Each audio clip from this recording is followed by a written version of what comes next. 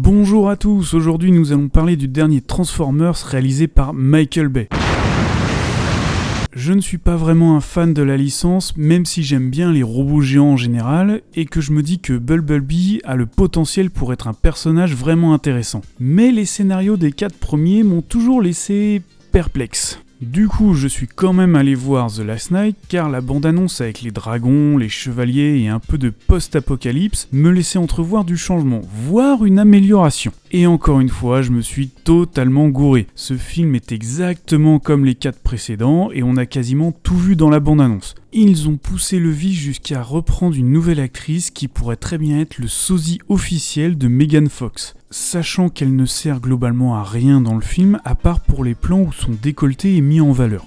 Et pour Optimus Prime, on dirait carrément qu'ils ont fait un copier-coller de ces tirades des autres films. Si on ajoute à ça le fait que le film est long pour le peu de scénario qu'il y a et lent avec tous ses ralentis, il est clairement en dessous de la moyenne. Le scénario d'ailleurs, dans les meilleurs moments il est plat, dans les pires il devient totalement incohérent. Forcément, une histoire sur des robots géants ne peut pas être totalement logique, mais il y a des limites quand même. L'intrigue avance grâce à des personnages tombés du ciel, les Transformers disparaissent d'une scène d'action ou se téléportent dès que la caméra ne les regarde plus, c'est n'importe quoi.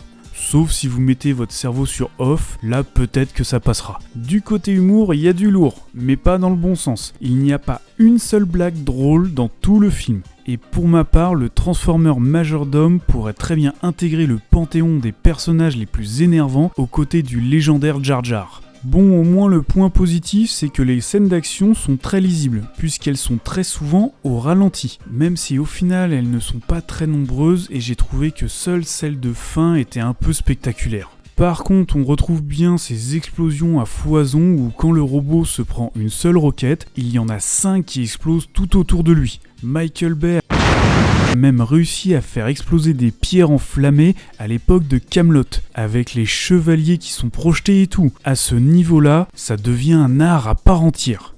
Il s'obstine à nous faire tout le temps la même chose alors qu'il nous a montré avec No Pain No Gain qu'il était capable de faire un bon film. Au final, le sentiment général qui ressort de ce Transformers The Last Knight, c'est celui d'un film bâclé. Ce qui est dommage pour un blockbuster ayant coûté des millions de dollars. Voilà, si cette vidéo vous a plu, n'hésitez pas à vous abonner, à me suivre sur les réseaux sociaux et surtout à partager. Ciao!